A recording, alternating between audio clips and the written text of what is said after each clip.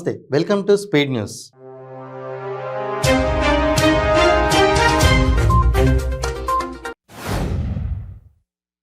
Telangana assembly బుధవారానికి వాయిదా పడింది. వచ్చే 2023-24 ఆర్థిక సంవత్సరానికి గాను రాష్ట్ర వార్షిక బడ్జెట్ను ఆర్థిక మంత్రి తన్నీరు హరీష్ రావు ఈ ఉదయం శాసనసభలో ప్రవేశపెట్టారు. 2,90,396 కోట్ల రూపాయల వ్యయాన్ని ప్రతిపాదిస్తూ హరీష్ రావు బడ్జెట్ ప్రసంగాన్ని పూర్తి చేసిన వెంటనే స్పీకర్ పోచారం శ్రీనివాస్ రెడ్డి సభను వాయిదా వేశారు. ఇన్నాళ్ళు సభలకే పరిమితమైన కాంగ్రెస్ పార్టీ ఇవాల్టి నుంచి తెలంగాణలో పాదయాత్రలకు సిద్ధమైంది.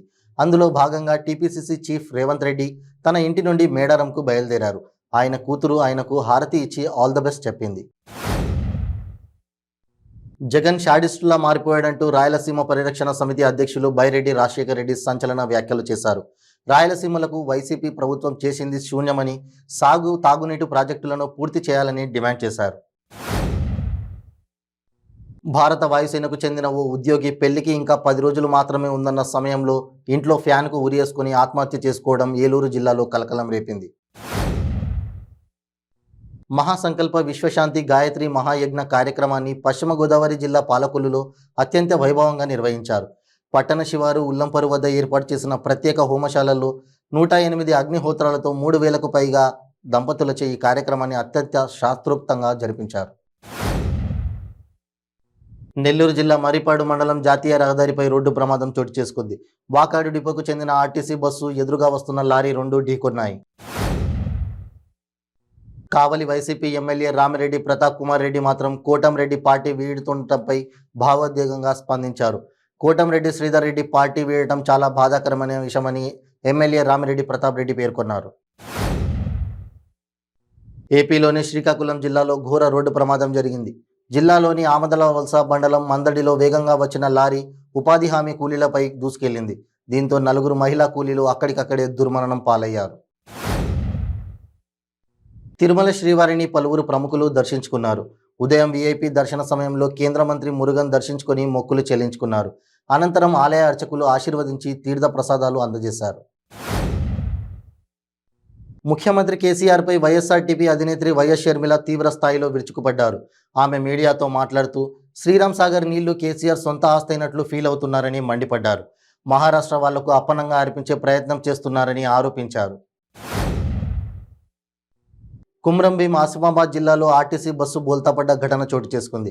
ఆసిఫాబాద్ నుంచి హైదరాబాద్ వెళ్తున్న మార్గంలో ప్రమాదం సంభవించింది. బస్సు నడుపుతుండగా డ్రైవర్కు ఛాతీలో నొప్పి రావడంతో డ్రైవర్ బస్సు నుంచి బయటకు దూకేశాడు.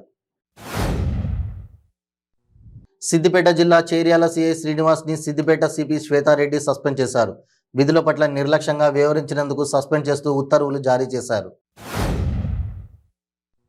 జాతీయ రోడ్డు భద్రతా వారోత్సవాల్లో భాగంగా ట్రాఫిక్ నిబంధనలు పాటించని వారికి జరిమానా వేయడం జరుగుతుందని ట్రాఫిక్ ఎస్ఐ రామాంజనేయులు తెలిపారు. అన్నమయ్య జిల్లా మదనపల్లి పట్టణం చిత్తూరు బస్టాండ్ వద్ద ట్రాఫిక్ నియంత్రణపై ప్రత్యేక డ్రైవ్ నిర్వహించారు. క్యాన్సర్ బాధితుల మొహాల్లో చిరునవ్వు చిందించడానికి హెల్మెన్ మైండ్స్ గొప్ప సంకల్పంతో తలపెట్టిన హెయిర్ డొనేషన్ కార్యక్రమానికి మహిళలు, అమ్మాయిలు స్వచ్ఛందంగా ముందుకు వచ్చి కేశాలు దానం చేస్తున్నారు. మదనపల్లెకు చెందిన విజయలక్ష్మి నాగరాజుల కుమార్తె రిషిత హెల్పింగ్ మైండ్స్ కార్యాలయానికి విచ్చేసి స్వచ్ఛందంగా తన కేశాలను దానం చేశారు. పశ్చిమ గోదావరి జిల్లా కాట్రేనిపాడు శివారు ఎన్టీఆర్ నగర్లో తల్లి కూతురు దారుణ హత్యకు గురవడం తీవ్ర కలకలం రేపింది. మాఘ పౌర్ణమి పుష్కర్స్ యాగం సందర్భంగా కృష్ణా జిల్లా గన్నవరం మండలం చిక్కవరం కొలువైన ఉషా పద్మిని సమేత సూర్యనారాయణ స్వామి దేవస్థానంలో అరుణపారాయణ సహిత మహాసౌర హోమాన్ని వైభవోపేతంగా నిర్వహించారు. మంగసముద్రం క్యాంప్ సైట్ నుంచి టీడీపీ ప్రధాన కార్యదర్శి నారా లోకేష్ పాదయాత్ర ప్రారంభించారు. అంతకుముందు సెల్ఫీ విత్ లోకేష్ కార్యక్రమం జరిగింది.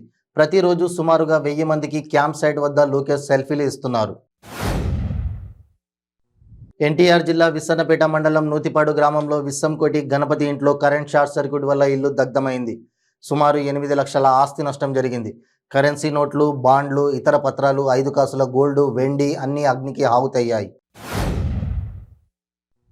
భారత కమ్యూనిస్ట్ పార్టీ సిపిఐ ఆధ్వర్యంలో భద్రాచలం పట్టణంలోని డివిజనల్ విద్యుత్ శాఖ కార్యాలయం ముందు విద్యుత్ వినియోగదారులపై పెను భారాలను మోపే ఏసీడీ ఛార్జీలను రద్దు చేయాలని డిమాండ్ చేస్తూ సిపిఐ ఆధ్వర్యంలో ఆందోళన నిర్వహించి అనంతరం డివిజనల్ అసిస్టెంట్ ఎగ్జిక్యూటివ్ ఇంజనీరింగ్ వేణుకు వినతి పత్రాన్ని అందజేశారు.